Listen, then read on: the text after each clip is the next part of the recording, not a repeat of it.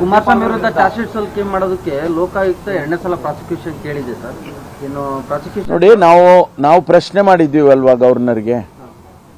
ಲೋಕಾಯುಕ್ತದವರು ನಾವು ಯಾರೋ ಈಗ ಇದು ಅಬ್ರಾಹಿಂ ಕೇಳಿರೋದು ಇಂಡಿವಿಜುವಲ್, ಆದರೆ ಲೋಕಾಯುಕ್ತ ಒಂದು ತನಿಖಾ ಸಂಸ್ಥೆ ಕೇಳ್ತಾ ಇದೆ ಅಂದಾಗ ನೀವು ಅವರಿಗೂ ಕೊಡಲ್ಲ ಅಂದರೆ ಅದು ತಪ್ಪಲ್ವಾ?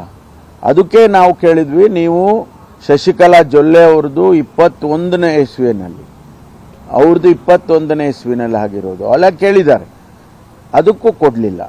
ಕುಮಾರಸ್ವಾಮಿ ಅವರು 23ಕ್ಕೆ ನಡೆದಿರ್ತಕ್ಕಂಥ ಘಟನೆ, ಯಾವುದೋ ಒಂದು ಮೈನಿಂಗ್ ಸಂಸ್ಥೆ ವಿಚ್ ಈಸ್ ನಾಟ್ ದೇರ್, ಅದು ಇಲ್ವೇ ಇಲ್ಲ ಅನ್ನುವಂಥ ಸಂಸ್ಥೆಗೆ 550 ಎಕರೆ ಜಮೀನು ಕೊಡ್ತಾರೆ.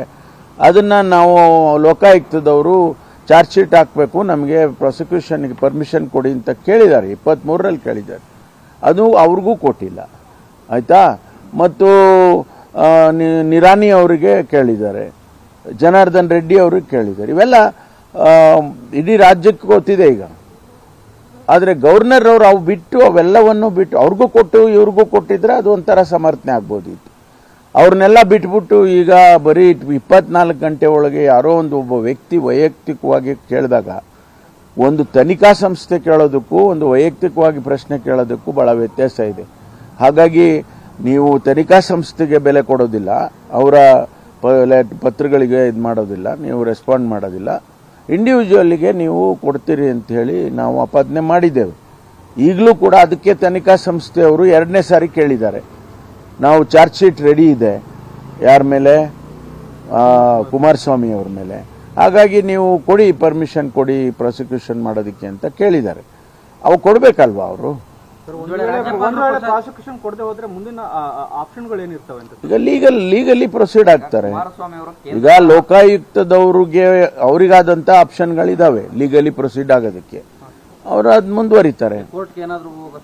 ಅದು ಲೋಕಾಯುಕ್ತದವ್ರು ತೀರ್ಮಾನ ಮಾಡ್ತಾರೆ, ನಾನು ಹೇಳಕ್ ಬರೋದಿಲ್ಲ. ಕುಮಾರಸ್ವಾಮಿ ಅವರು ಈಗ ಕೇಂದ್ರದ ಹಾಲಿ ಸಚಿವರು, ಅವರ ವಿರುದ್ಧ ಪ್ರಾಸಿಕ್ಯೂಷನ್ಗೆ ಅನುಮತಿ ಕೊಡುವಂತದ್ದು ಆಗತ್ತಾ ಸರ್ ರಾಜ್ಯಪಾಲ? ಇಲ್ಲ, ಆಗಬೇಕು ಅಂತ ಹೇಳಿ ನಾವು ಕೇಳೋದು. ಯಾಕಂದ್ರೆ ವ್ಯಕ್ತಿ ಇಲ್ಲಿ, ಅವರು ಇನ್ಸಿಡೆಂಟ್ ನಡೆದಿರೋದು ಇಲ್ಲಿದು, ಆಯ್ತಾ. ಆಮೇಲೆ ಆ ಕಂಪನಿ ಯಾವುದೋ ರಿಜಿಸ್ಟರ್ ಮಾಡಿರೋರು ಇಲ್ಲಿ ಮಾಡಿರೋದು. ನೀವು ಜಮೀನು ಕೊಟ್ಟಿರೋದು 550 ಎಕರೆ, ಎಲ್ಲಿದು ಜಮೀನು? ಕರ್ನಾಟಕದ ಜಮೀನು. ಹಾಗಾಗಿ ನೀವು ಡೆಲ್ಲಿಯಲ್ಲಿ ಮಂತ್ರಿ ಆಗಿರ್ಬೋದು, ಅಲ್ಲಿ ಇಡೀ ಜುರಿಸ್ಟಿಕ್ಷನ್ ಬರೋದೆಲ್ಲ ಇಲ್ಲಿದೆ ಅಲ್ವಾ. ಅದಕ್ಕಾಗಿ ಇಲ್ಲೇ ಕೊಡಬೇಕು, ಗವರ್ನರೇ ಕೊಡಬೇಕು. ಒಂದು ವೇಳೆ ಏನಾದ್ರು ಪ್ರಾಸಿಕ್ಯೂಷನ್ ಕೊಟ್ಟರೆ ನೈತಿಕ ಹೊಣೆ ಹೊರಬೇಕಾಗುತ್ತೆ ಸರ್ ಕುಮಾರಸ್ವಾಮಿ? ನೋಡೋಣ, ಅದು ಕೊಡ್ಲಿ, ಏನು ಬೆಳವಣಿಗೆ ಲೀಗಲಿ ಏನೆಲ್ಲ ಬರ್ಬೋದು ಅದನ್ನ ಎಕ್ಸಾಮಿನ್ ಮಾಡೋಣ. ಒಂದು ವೇಳೆ ಅವರಿಗೆ ಪ್ರಾಸಿಕ್ಯೂಷನ್ಗೆ ಪರ್ಮಿಷನ್ ಕೊಟ್ಟರು, ಪ್ರಾಸಿಕ್ಯೂಟ್ ಮಾಡೋದಕ್ಕೆ ಚಾರ್ಜ್ ಶೀಟ್ ಫೈಲ್ ಮಾಡಿದ್ರು, ಮುಂದೆ ಏನಾಗ್ಬೋದು ಅನ್ನೋದನ್ನ ಲೀಗಲಿ ಎಕ್ಸಾಮಿನ್ ಮಾಡೇ ಮಾಡ್ತಾರೆ. ನಾವು ಮಾಡ್ತೀವಿ, ಲೋಕಾಯುಕ್ತದವರು ಮಾಡ್ತಾರೆ.